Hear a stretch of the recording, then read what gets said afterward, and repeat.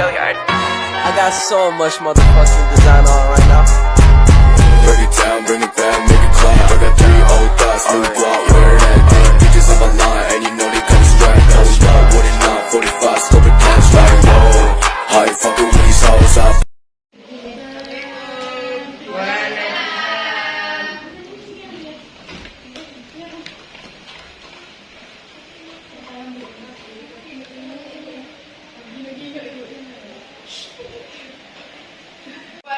Siapa yang terlebih dahulu? Baik Bu. Seluruhnya siap gerak. Ucapkan salam. Assalamualaikum warahmatullahi wabarakatuh. Waalaikumsalam warahmatullahi wabarakatuh. Apa kabar anak-anak? Alhamdulillah luar biasa. Allahu Akbar. Apakah pagi ini semangat? Ibu absen terlebih dahulu. Tira Susanti, Fitrin, Rama Jelita, Riyawani, Fatimah, Sylvia, Dariza, Rosmawati, Ceras, jeda. Nur Halimah, Saumi,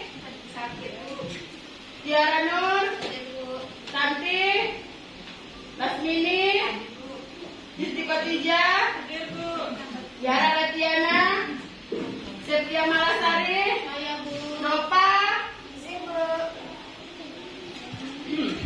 Maharani, Fauzan, Siti Fatimah, Siti Rofiah, Hadir Bu. Sophia, Hadir Bu. Wiwi, Taufik, Nuratri, Fitri Wahyuni. Baik, pagi ini kita akan membahas tentang bentuk-bentuk hubungan sosial. Baik, yang pertama adalah hubungan sosial adalah suatu kegiatan yang dilakukan secara terancang untuk menghubungkan kepentingan antara individu dengan kelompok atau antara kelompok yang secara langsung ataupun tidak langsung dapat menciptakan rasa saling mengerti dan kerjasama yang saling menguntungkan. Contohnya seperti gotong royong, kepekaan sosial yang cukup tinggi, keakraban, keramahan, serta menjunjung tinggi persatuan Indonesia. Bentuk hubungan sosial. Dan sekarang Kita akan membahas bentuk-bentuk hubungan sosial. Merupakan wujud aktivitas sosial masyarakat yang saling berhubungan antara dua kelompok atau lebih yang mempunyai dasar dan ciri khas khusus. Berikut pengelompokan bentuk-bentuk sosial. Di sini bentuk-bentuk sosial itu ada banyak, tapi Ibu akan menjelaskan hanya 5 bentuk-bentuk sosial. Baik, yang pertama berdasarkan kelompok sosial. Kelompok sosial yang pertama paguyuban. Siapa di sini yang mengetahui apa itu paguyuban? Baik, bisa? Paguyuban adalah perkumpulan yang bersifat kekeluargaan dan didirikan orang-orang yang sepaham atau saudara untuk membina persatuan di antara para anggotanya. Baik, betul. Di sini paguyuban itu memiliki beberapa ciri-ciri pokok. Siapa yang bisa menyebutkan ciri-ciri pokok dari paguyuban tersebut?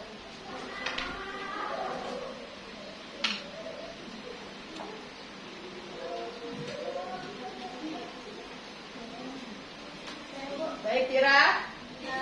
Ciri-ciri pokoknya yang pertama, ikatan sosial bersifat personal, yang kedua, tipikal masyarakat nasional, yang ketiga, tipikal masyarakat tradisional, 4, tipikal masyarakat petani, 5, tradisi masih kuat, 6, tujuan hubungan sosial bersifat tradisional, dan yang ke-7, hubungan sosial didominasi oleh kerjasama. Baik, terima kasih. Di sini juga bentuk paguyuban ini di dalam kehidupan masyarakat dapat dibedakan menjadi 3 macam sebagai berikut. Di sini ada paguyuban karena ikatan darah. Apa maksud dari paguyuban karena ikatan darah?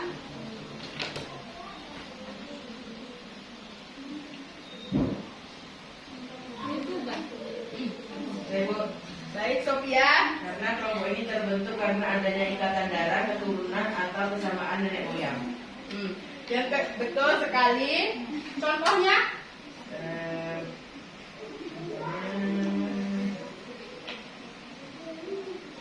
Ini saudara lu. Saudara gitu. Kurang tuh. Saya Bu.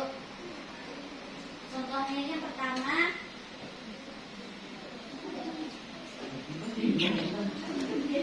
jadi yang pertama itu paguyuban karena ikatan darah, yang kedua paguyuban karena komunitas,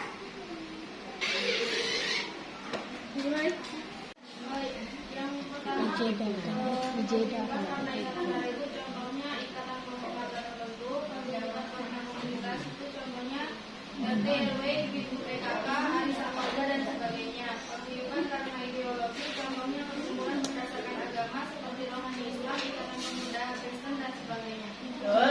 Baik, yang kedua adalah paguyuban karena tempat. Paguyuban yang terbentuk karena tempat tinggal antara individu yang berdekatan sehingga dapat saling tolong menolong. Baik, yang ketiga, paguyuban karena jiwa dan pikiran. Paguyuban yang terbentuk karena adanya kesamaan jiwa, pikiran, ideologi orang-orang tidak memiliki hubungan darah ataupun kedekatan tempat tinggal. Yang kedua yang B, patembayan. Siapa yang tahu di sini apa itu patembayan? Ayo Gusti. Bismillah. Patembayan merupakan konsep yang merujuk pada hubungan anggota masyarakat yang memiliki ikatan yang lemah. Kadangkala individu tidak saling mengenal, nilai, norma, dan sikap menjadi kurang berperan dengan baik. Nah, betul. Baik, di sini di Patebaan ini ada macam-macam organisasinya. Sebutkan apa saja organisasi dalam Patembayan tersebut.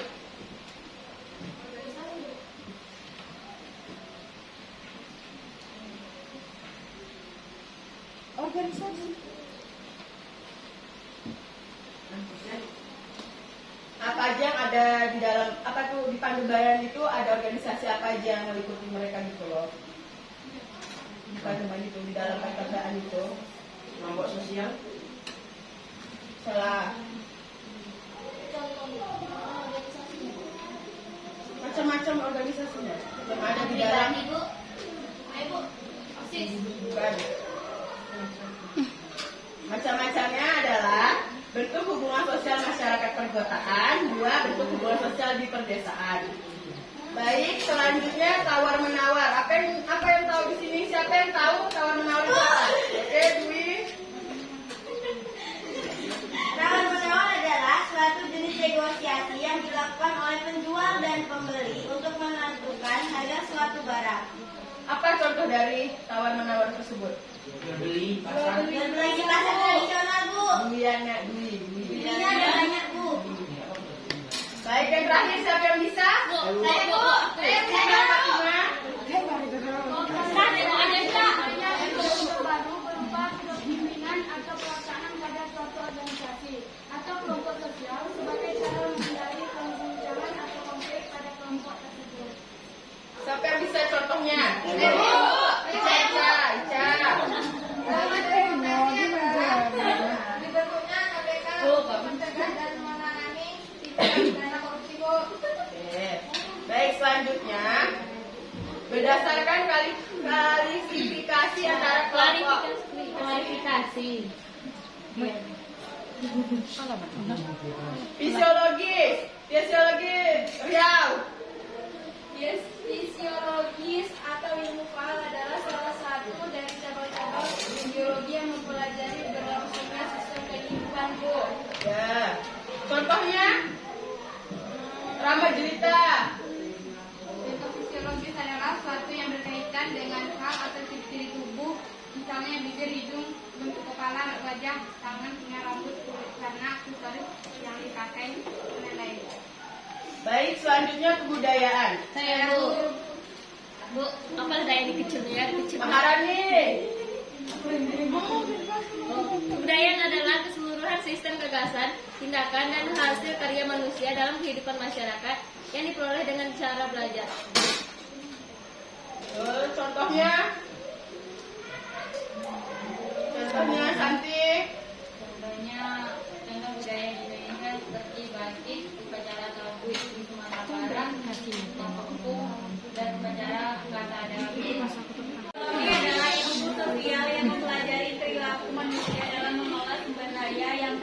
mayoritas dan menyalurkan ke dalam berbagai individu atau kelompok yang ada dalam suatu masyarakat. Selanjutnya perilaku. Tiara.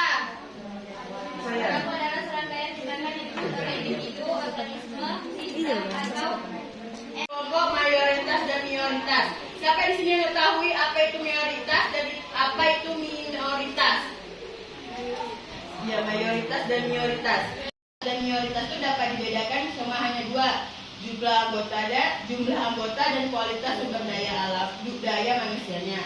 Baik, selanjutnya berdasarkan hubungan sosial berdasarkan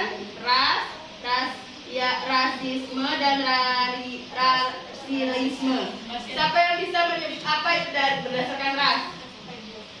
Asmini. ras adalah golongan bangsa berdasarkan ciri-ciri fisik dan garis keturunan.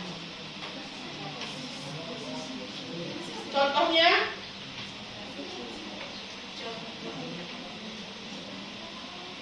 Contohnya secara umum itu negroid yang berkulit hitam dan rambut keriting, mongoloid yang berkulit kuning lancat, rambut kaku dan bermata sipit, kaukasoid berkulit putih, mata biru dan rambut pirang, australoid yang berkulit hitam atau sawo matang, dan orang dengan ras tertentu di ruang rapat atau budaya kerja yang mengutamakan sudut pandang kelompok ras berkesamaan. Baik, selanjutnya rasialisme. Budiman.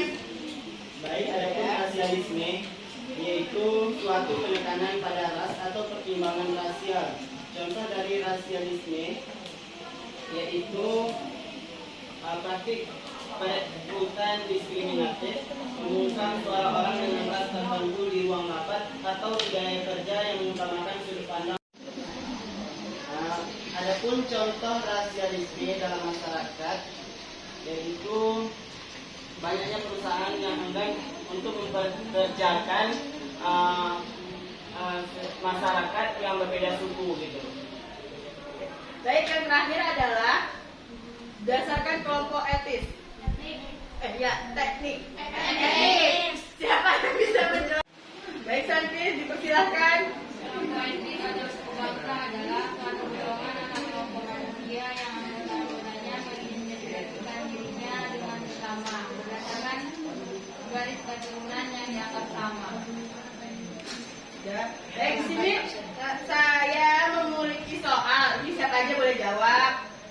Mengapa rasialisme sering memakan korban jiwa dan harta benda? Bagaimana cara mengatasinya dan bagaimana solusi agar tidak terjadi realisme tersebut?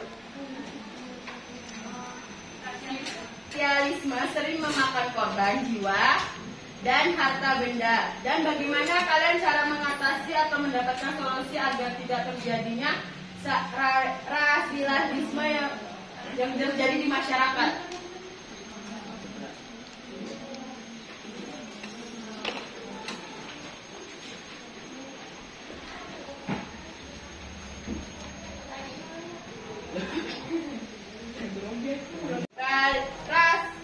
Rasialisme sering memakan korban jiwa dan harta benda. Bagaimana cara kalian mengatasi atau membuat solusi agar tidak terjadi hal tersebut di dalam masyarakat?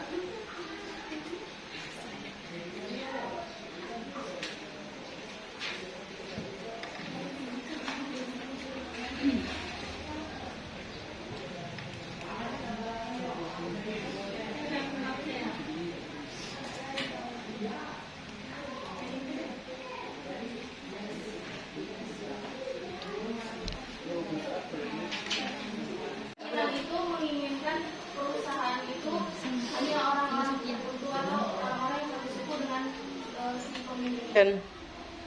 Rasialisme itu kan pembeda ras, suku gitu kan, terutamanya suku gitu kan. Misalnya sebuah PT atau perusahaan, seorang pemimpin itu mau menginginkan karyawan yang sukunya sama dengan si pemimpin ini. Jadi kenapa sering memakan korban jiwa? Mungkin yang di lingkungan atau perumahan yang di PT tersebut itu kan gak cuma satu suku kan.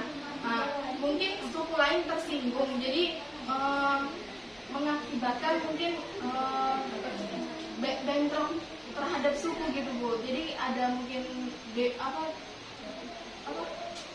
tadi solusinya yaitu si pemimpin ini harus diedukasi tentang ras gitu Bu, biar nggak terjadi perdebatan itu. Baik, terima kasih Mala. Baik, satu lagi, Dinda. Terima kasih Bu. Berdasarkan pertanyaan yang Ibu tadi, kenapa bisa rasialisme ini bisa terjadi memakan korban dan benda? Jadi rasialisme ini yang dimaksud rasialisme itu adanya pandangan buruk terhadap ras tertentu. Jadi karena adanya pandangan buruk tersebut bisa mengakibatkan pertikaian antara ras, antara dua kelompok misalnya gitu. Cara mencegahnya itu pertama kita menambah wawasan kita bisa menerima perbedaan dan kita bisa saling menghargai di kelompok masing-masing. Baik, terima kasih Dinda. Baik, Budiman, dipersilahkan. Baik, terima kasih Bu. Jadi konflik rasial adalah jenis konflik yang terjadi antara ras yang berbeda, di mana konflik ras akan terjadi saat masing-masing ras merasa lebih unggul dan mengutamakan kepentingan kelompoknya sendiri. Salah satu contoh dari konflik rasial ini yaitu konflik antara pemuda kulit putih dan pemuda kulit hitam. Pastinya hal itu sangat meresahkan dan menyebabkan adanya perpecahan hingga ada korban jiwa dalam konflik rasial tersebut. Jadi adapun cara ataupun solusi untuk mengatasi konflik rasial yang terjadi di tengah-tengah, ada akomodasi. Jadi akomodasi ini merupakan suatu kompetensi bayangan cermin yang akan memberikan keseluruhan penyelesaian pada pihak lain tanpa adanya upaya untuk memperjuangkan tujuannya sendiri. Proses itu biasanya dikenal dengan taktik perdamaian. Kemudian yang kedua ada sharing. Dalam proses penyelesaian konflik jenis tersebut, satu pihak akan memberi dan pihak lain akan menerima sesuatu. Tujuannya memiliki pikiran yang moderat, tidak lengkap tapi memuaskan. Terima kasih. Baik, Budiman. Baik, sekian itu yang materi yang Ibu sampaikan. Lebih dan kurangnya mohon maaf. Wassalamualaikum warahmatullahi wabarakatuh. Waalaikumsalam. Sampai keluarnya.